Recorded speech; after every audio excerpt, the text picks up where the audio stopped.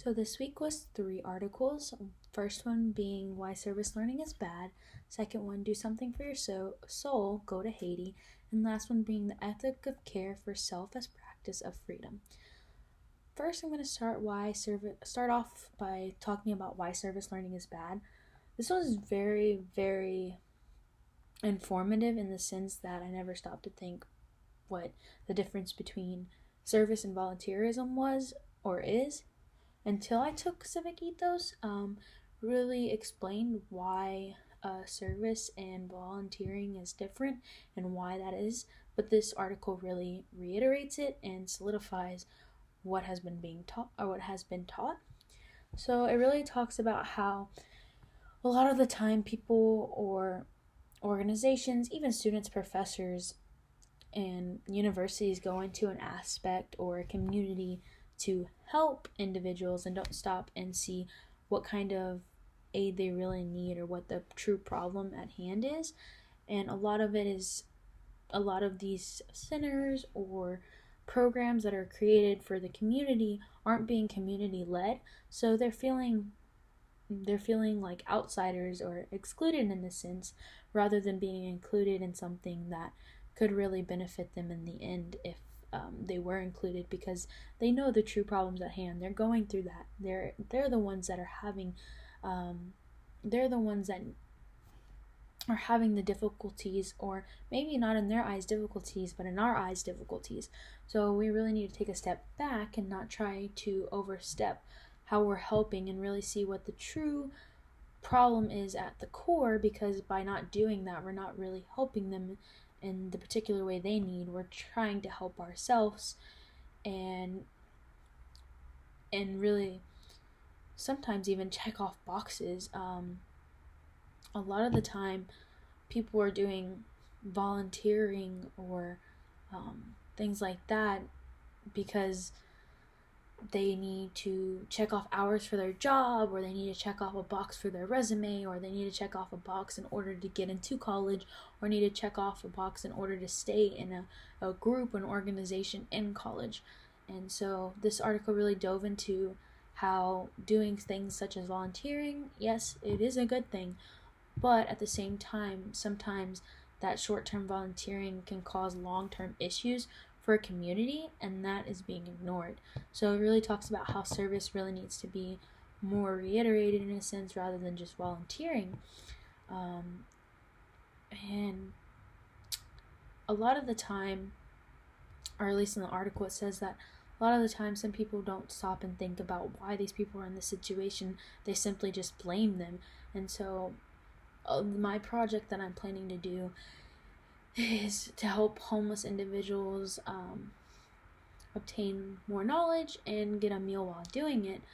And I realized while talking to people about this project and getting some insight and really doing some research that a lot of people think that homeless people are homeless because they want to be, or they just put themselves in that situation. They didn't take care of their finances, so that's why they are there. But that's not necessarily true, especially after talking to my roommate who has firsthand volunteered and did some work at SAM Ministries, which is a facility for homeless families.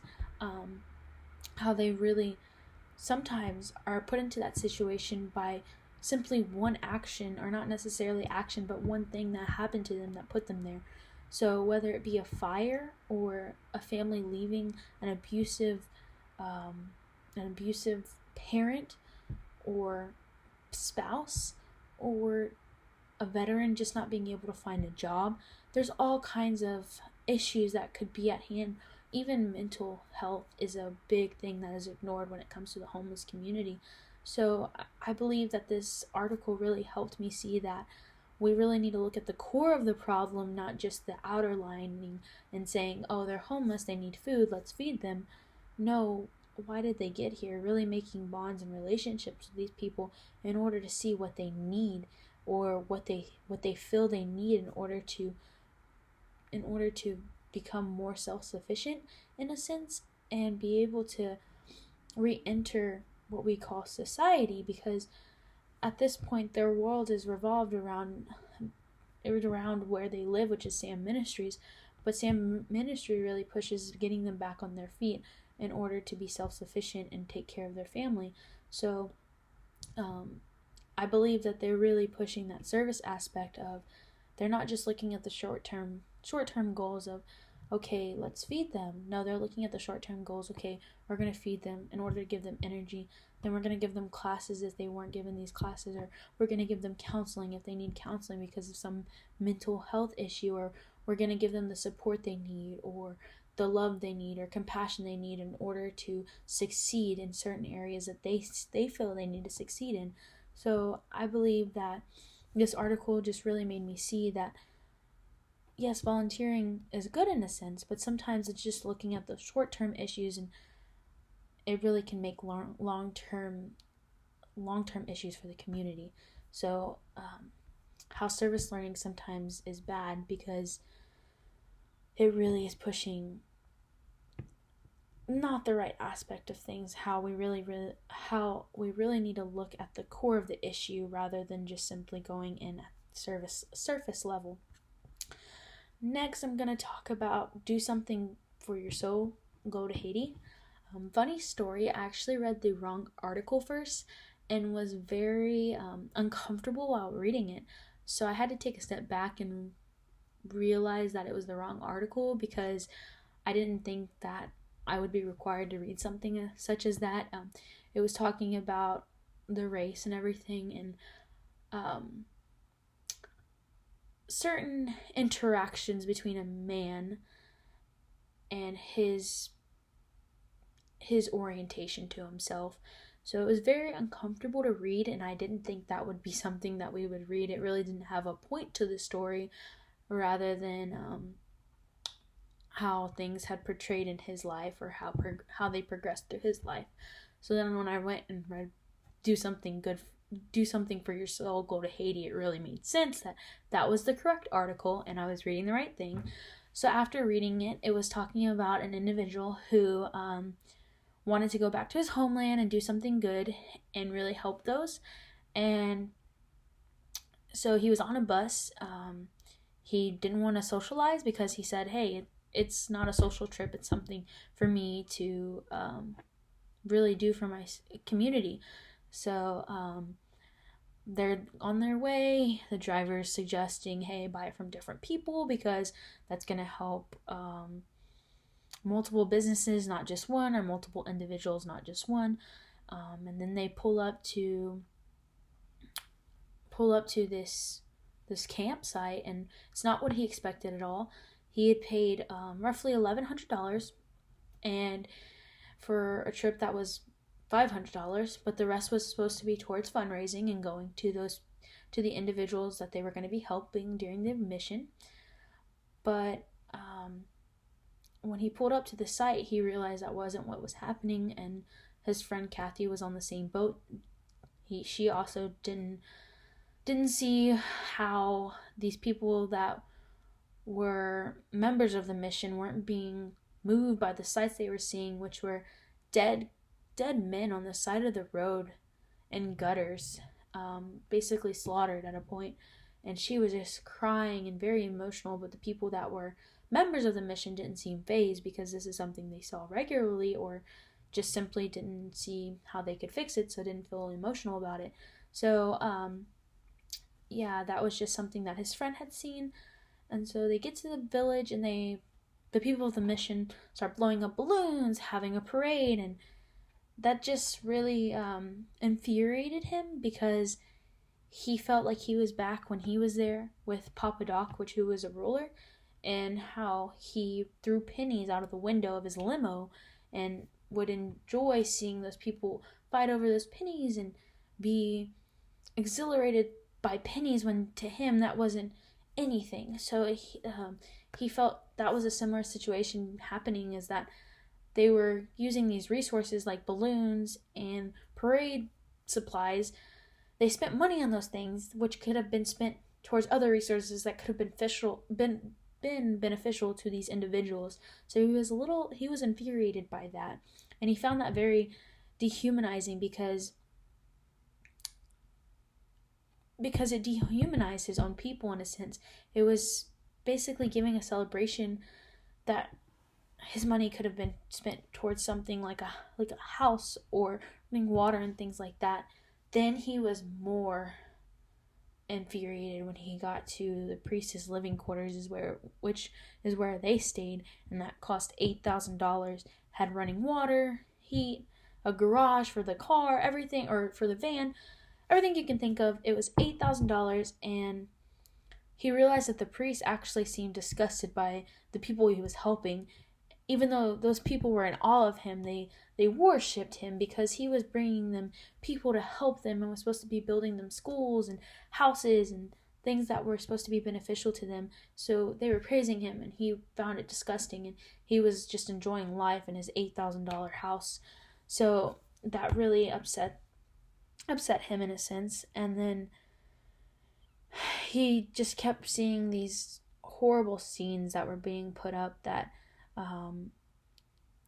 just basically how the project was was already in a process through other missionaries and hadn't gotten very far. It was just basically a tiny little dark church with thin walls, and then the same with the schools. It was dark, and it reminded him of jail cells. The dorms reminded him of jail cells.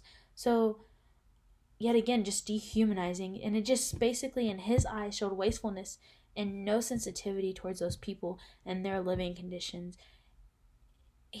At the end, he stated that Haiti is a place to relax, have nightly cocktail parties, and feel important as you watch the natives beg for your leftovers and trash. Returning to my homeland with the Haiti Mission Project did do something for my soul. It wounded it deeply. So basically, these people were going over there to relax and not do mission work, come back and feel like they did something, but in reality, they were simply just giving them scraps and not really reaching the goal of the project or exceeding the goal of the project, because the priest wasn't setting high standards with the dark churches and the small dorms. So this really showed that just by going somewhere and being on a mission trip isn't necessarily doing something good for the soul. It's actually doing something and making a change that is going to be something that's good for the soul. So going to Haiti actually showed him what horrible things that, not necessarily horrible things, but what lack of sensitivity and how people were being dehumanized there just because people wanted to feel good about themselves. Lastly is the ethic of care for self as a practice of freedom. I'm going to be completely honest. This article really confused me. It had its ups and downs, and it was really hard for me to understand what was truly being said a lot of the time. I feel like the person that was asking the questions was getting indirect answers and being skewed in many different ways because of his intellectual ability to sway the question and answer the question with the question. So I really did not enjoy this article because it was very confusing. I feel like a lot of the answers could have been answered more simply, and that it took a lot of outside research in order to adequately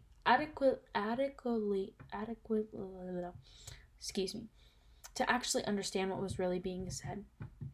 It talked about how the games of truth and the concept of self-care, how they connect, and that how this is the stuff that I actually understood, how the Greeks and the Romans really focused on self-care, because in order to help others, that you needed to be able to help yourself first, and that's not necessarily self-indulgence or selfishness, that it's rather taking care of oneself in order to better take care of others. So I found that very intriguing, that you need to sometimes take self-care in order to help others.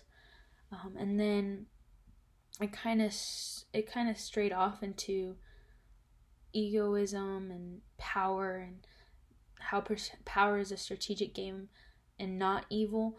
It was very confusing for me to understand in many ways. Like I said, I feel like a lot of the answers could have been short and sweet and to the point, and a lot of them were very, very hard to understand. But the one thing that I really did grasp from this is that in order to take care of others, sometimes you have to take care of yourselves, and that's not necessarily selfishness. And that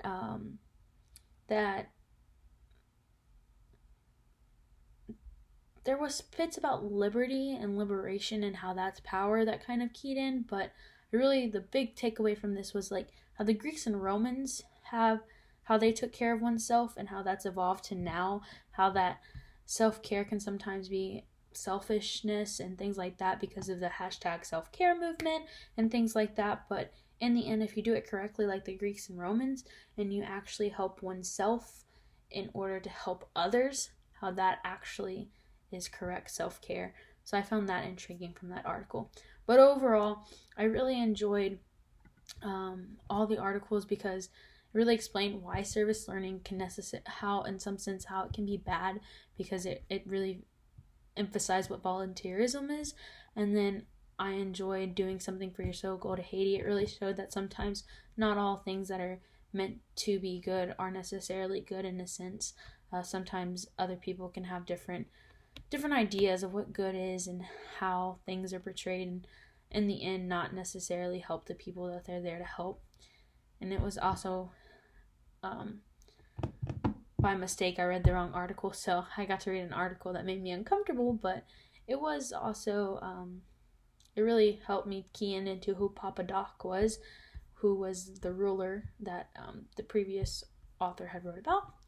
And then lastly, the ethic of care for self as practice of freedom. That one was a little bit confusing for me, but the one thing I did get from that is that self-care is something that you have to do in order to help others, but you need to do it correctly and not selfish. So overall, 3 articles had value.